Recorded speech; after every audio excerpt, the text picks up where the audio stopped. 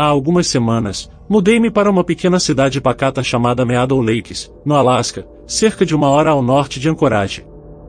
Admito que, como desenvolvedor de software, nunca pensei que viveria em uma cidade remota no Alasca, aparentemente a 1000 quilômetros de lugar nenhum, mas simplesmente não pude recusar a oferta.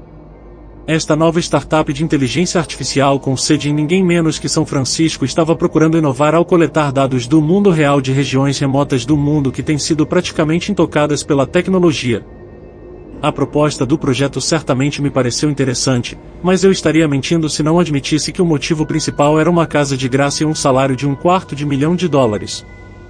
A mudança também não poderia ter sido mais fácil.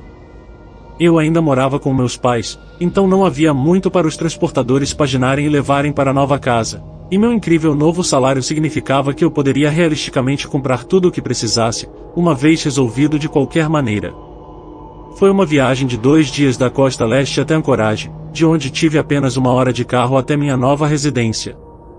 Quando finalmente cheguei, por volta do meio-dia do segundo dia de minha viagem, fiquei agradavelmente surpreso ao descobrir que não apenas todas as minhas coisas chegaram à casa, mas também estava totalmente mobiliada. Uma cozinha cheia de eletrodomésticos, uma sala com poltrona reclinável, admito que só me importava com a poltrona reclinável, mas só faltava uma cama. Não é grande coisa para mim, já que eu costumava adormecer na minha cadeira em casa, não faz sentido mudar de hábitos agora. Assim que desci as escadas depois de visitar o resto da minha nova casa, que era grande demais para um solteiro como eu, ouvi uma batida na porta. Ao atender a batida, fui recebido por um homem bastante magro, de meia idade, com cabelos grisalhos escuros e um dos sorrisos mais bobos que já vi. "Bom dia, senhor", o homem disse alegremente. "Você deve ser o recém-chegado de quem todos estão falando. De qualquer forma, meu nome é Lenny Stringer, e sou seu vizinho aqui ao lado. Sinta-se à vontade para passar por aqui e pedir qualquer coisa. Lenny disse com a atitude mais doce, com uma inocência quase infantil. Então, o rosto de Lenny imediatamente mudou para uma expressão mais séria, e o mais importante, em nenhuma circunstância atenda a porta às 12h04. Depois de trocar gentilezas com Lenny, mencionei que estava cansado de todas as viagens, mas que entraria em contato com ele no final da semana. Não atender a porta às 12h04 parecia estranhamente específico, embora Lenny parecesse bastante em alguns aspectos, então talvez ele estivesse apenas me alertando sobre pessoas causando problemas tarde da noite, afinal, esta era uma região bastante remota do país. Passei o resto do dia desempacotando as poucas caixas de coisas que havia trazido da casa dos meus pais só para tirar tudo do caminho. Se eu não tivesse feito isso imediatamente, qualquer coisa deixada em uma caixa provavelmente permaneceria assim. O sol havia se posto a essa altura do dia e eu estava acomodado em minha nova poltrona reclinável, cochilando. Parecia que meus olhos só estavam fechados há 5 minutos quando acordei de um salto, quase caindo da cadeira, ao ouvir uma forte batida na porta da frente. Sem pensar, rapidamente me aproximei e abri a porta. "Você nem olhou a hora, não é? Quer arruinar a sua vida?" Lenny disse com uma voz estranhamente aterrorizada. Qualquer que fosse o absurdo que ele estava vomitando neste momento, ele certamente parecia acreditar. "Tudo bem, Lenny. Prestarei muita atenção na próxima vez", eu disse em um tom bastante condescendente e irritado. Lenny se afastou com um aceno de cabeça enquanto eu fechava a porta da frente e me dirigia para minha cadeira na sala de estar. Embora a interrupção de Lenny tenha sido bastante irritante, sempre tive um talento especial para voltar a dormir rapidamente, na maioria das vezes. Desta vez não deve ter sido muito diferente do habitual, porque mal me lembro de reclinar a cadeira antes de desmaiar. Bater. Fui mais uma vez arrancado de um sono profundo pelo som de alguém batendo na minha porta. Desta vez, olhei para o meu relógio e, com certeza, dizia 12h04. Claramente, Lenny estava comprometido com qualquer fantasia que estivesse acontecendo em sua mente, mas minha paciência estava se esgotando, e eu planejava deixá-lo saber exatamente como me sentia por ter sido acordada por bobagens 2 vezes na mesma noite. Alguns minutos depois, decidi ir até a porta e dizer: "Lenny, eu sei que é você. Lembrei-me do seu aviso bobo por volta das 12h04, então esperei para atender." Agora você pode parar de bater na minha porta? Para que eu possa ter um pouco de paz e sossego? As batidas pararam imediatamente e não houve nada além de silêncio. Completamente desinteressado em ver o rosto de Leni novamente, voltei para a sala. Ao dar o primeiro passo para longe da porta da frente, ouvi uma voz arrepiante que parecia ser de Leni: Por favor. Por favor, não vou jogar desta vez. Algo está errado. Eu não me sinto bem. Irritada com o quanto eu me importava com um homem que conhecia há menos de um dia, abri a porta da frente. Exceto que não havia ninguém por perto. Acendi o holofote e não havia sinais de movimento em nenhuma direção. Isso precisa parar, Leni. Eu gritei de raiva e frustração. Ao não receber resposta, voltei para a cozinha e bati a porta. Disse a mim mesmo que se Leni bater de novo, vou imediatamente chamar a polícia e deixá-los resolver o problema.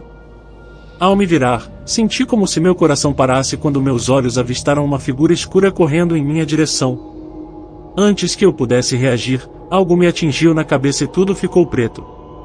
Acordei na manhã seguinte no chão da cozinha com uma dor de cabeça infernal, mas meu foco principal foi ligar imediatamente para o 911 e entrar em contato com o xerife local. Contei ao xerife que meu vizinho me atacou em minha própria casa ontem à noite e, para minha surpresa, ele estava lá com algumas outras viaturas em cerca de 15 minutos. Quando comecei a explicar freneticamente ao xerife sobre Leni, sua saudação na advertência estúpida e o fato de ele ter me atacado em minha própria casa, o xerife me cortou. Há muito para desempacotar aqui, disse o xerife com uma voz autoritária, mas compreensiva. Você vai querer vir à delegacia para esclarecer algumas coisas, apresentar uma declaração oficial e assinar alguns papéis. Posso levá-lo. Isso me pareceu um pouco estranho, mas quem era eu para questionar um xerife de uma cidade pequena? Afinal, ele e sua equipe responderam bastante ao meu chamado. Quando chegamos à delegacia, o xerife disse: a primeira coisa a fazer é primeiro. Precisamos ter certeza de que estamos procurando o cara certo. Olhe para esta tela aqui e aponte para o homem que atacou você, se preferir. A tela do computador para a qual ele apontou parecia relativamente moderna, mas as fotos exibidas nela pareciam ter sido tiradas por uma câmera retro. Independentemente disso, estava claro como o dia qual deles era Leni, então, sem pensar muito, apontei diretamente para a foto dele. Entendo, disse o xerife com uma voz preocupada. Eu volto já. Imediatamente comecei a me perguntar se Leni não era quem dizia ser ou talvez fosse alguém que era procurado há algum tempo. Nenhum dos cenários que passaram pela minha cabeça me preparou para o jornal velho que o xerife me entregou. A foto de Leni estava na primeira página nítida como o dia, mas a manchete dizia: em Leni Stringer, homem local, assassinado brutalmente em sua própria casa. Mais abaixo, continua com: por volta das 12h04, vizinhos relataram gritos e berros, nenhum suspeito foi identificado. Eu pude imediatamente sentir a cor sumindo do meu rosto. Seria algum tipo de piada de mau gosto que a cidade gostava de fazer com os recém-chegados para assustá-los? Isso não poderia ser real. Sentindo minha descrença, o xerife quebrou o silêncio. Sim, este era um caso famoso naquela época. O pobre Leni estava quase irreconhecível quando o encontraram. Eles nunca pegaram quem fez isso, principalmente porque ninguém sabia quem faria isso. E isso para Leni. Não precisa se preocupar, isso aconteceu hoje há 100 anos. Mesmo que o assassino fosse uma criança naquela época, eles já estão mortos e desaparecidos. Depois dessa história ridícula do xerife, resolvi pedir carona para casa. Ao chegar, comecei imediatamente a pesquisar essa bobagem de Leni. Não havia como que eles estavam me contando ser real. E, no entanto, todos os meios de comunicação que visitei pareciam confirmar a lembrança do xerife, que era muito mais assustadora do que a cidade potencialmente querendo me pegar. Como afirmado anteriormente, isso foi há algumas semanas. Não fui atacado nem vi qualquer sinal de Leni desde aquele dia em que falei com o xerife.